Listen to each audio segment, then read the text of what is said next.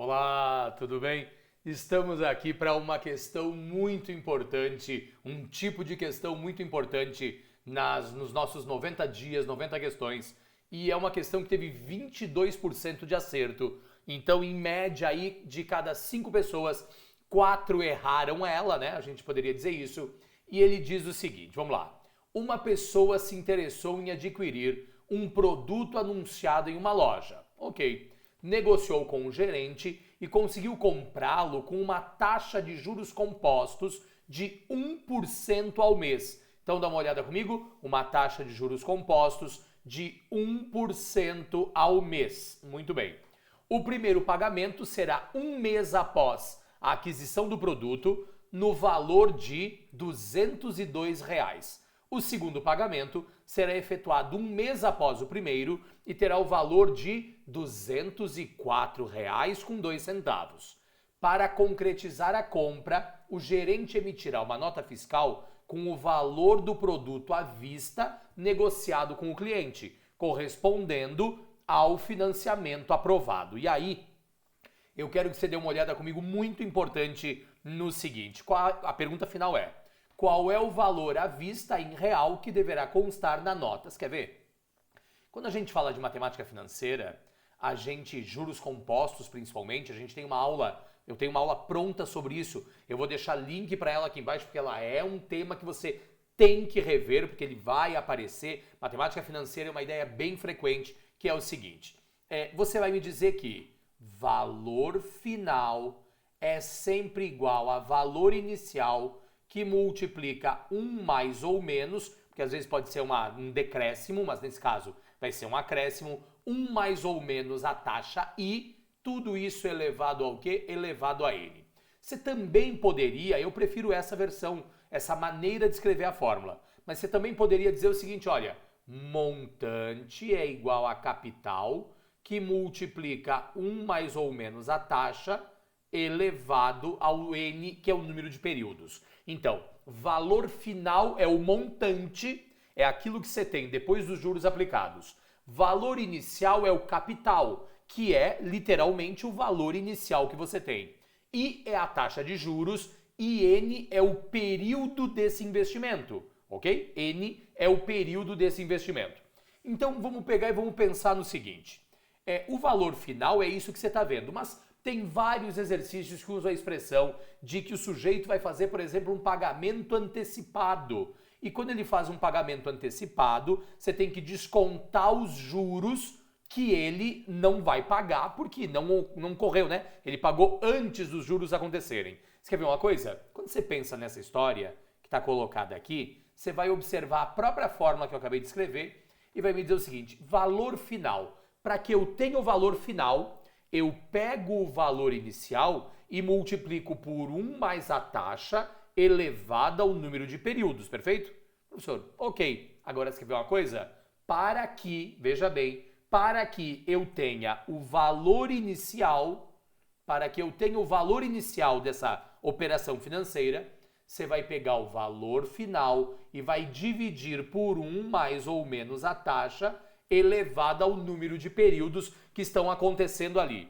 Professor, então peraí, se eu quero pagar uma parcela antecipadamente, 3 meses antecipado, eu pego o valor da parcela e divido por 1 mais ou menos a taxa elevado a, daqui a quantos meses você ia pagar? 3 meses. Então, dividido por 1 mais I elevado a terceira e assim por diante. Nesse caso, o valor da primeira parcela, o valor final da primeira parcela é 202 com os juros aplicados. O valor final da segunda parcela é 204,02 com os juros aplicados. Vamos pensar numa coisa?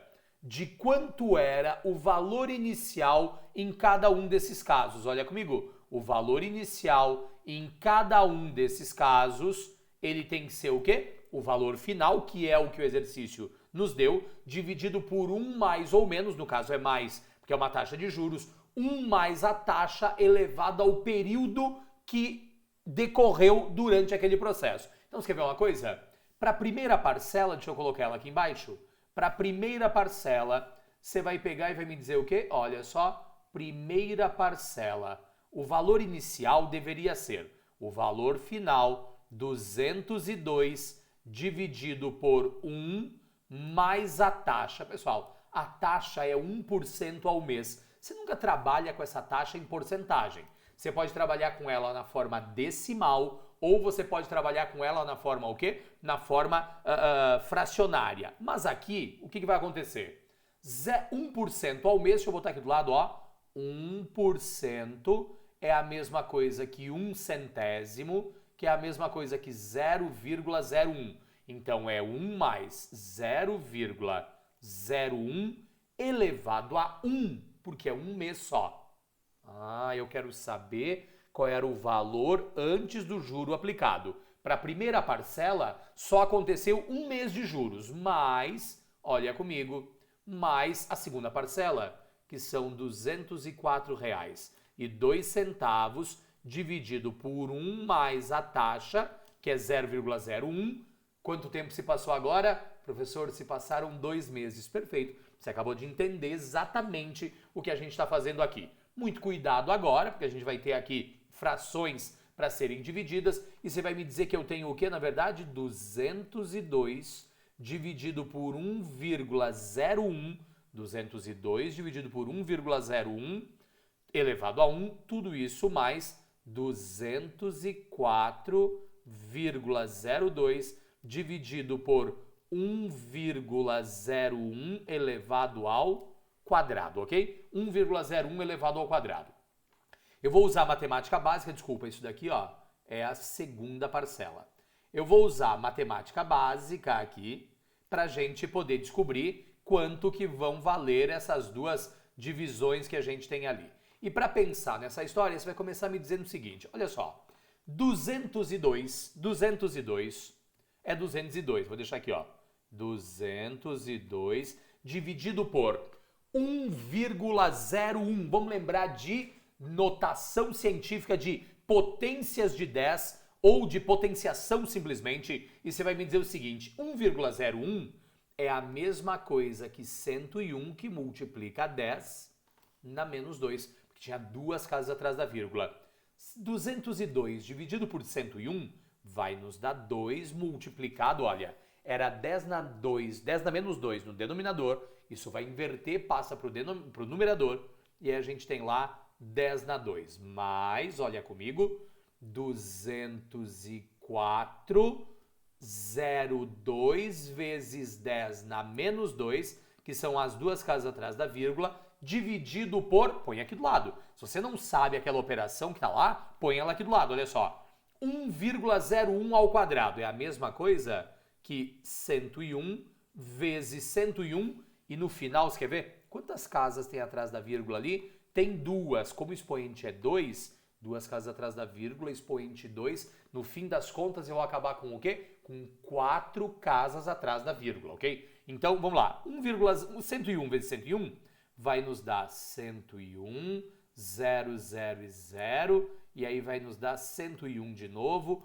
o que nos dá 1, nos dá 0, nos dá 2, nos dá 0 e nos dá 1. Então eu tenho aqui o quê? Deveríamos ter 4 casas atrás da vírgula. Só que, se eu estou escrevendo como potência de 10, isso é a mesma coisa que 10.201 que multiplica 10 na menos 4. Tá ok? 10.201 que multiplica 10 na menos 4. Tudo isso mais, olha comigo, 20.402 dividido por 10.201 vai nos dar 2 que multiplica 10 na menos 2 dividido por 10 na menos 4 é a mesma coisa que 10 elevado a menos 2 menos o menos 4, que vai nos dar 10 na 2. 10 na 2 é 100. 2 vezes 100 dá 200. 2 vezes 100 dá 200. O valor da primeira parcela sem juros deveriam ser R$200, se não houvesse nenhum juro. O valor da segunda parcela sem nenhum juro deveriam ser também R$200. Quer dizer que qual era o valor à vista? O valor à vista é a soma das duas parcelas sem nenhum juro. Então vou pôr aqui, ó, o valor à vista é igual ao quê? É igual a R$400, perfeito? O valor à vista tem que ser o quê? R$ 400. Do que a gente depende? Depende do conceito de juros compostos, que é representado pela sua fórmula fundamental, e depende muito, nesse caso, da potenciação. Então eu vou deixar link para você aqui na descrição do vídeo de matemática financeira e também link de quê? Link de potenciação, porque é muito importante essa ideia, legal? Lembre-se, estamos na nossa jornada de 90 dias, 90 questões para o Enem. E se você gosta desse conteúdo, você tem que se inscrever aqui no canal, ativar todas as notificações e compartilhar esse link lá naqueles grupos de estudo dos quais você participa, legal? Meus caros, grande abraço, nos encontramos na próxima questão. Até mais, tchau, tchau!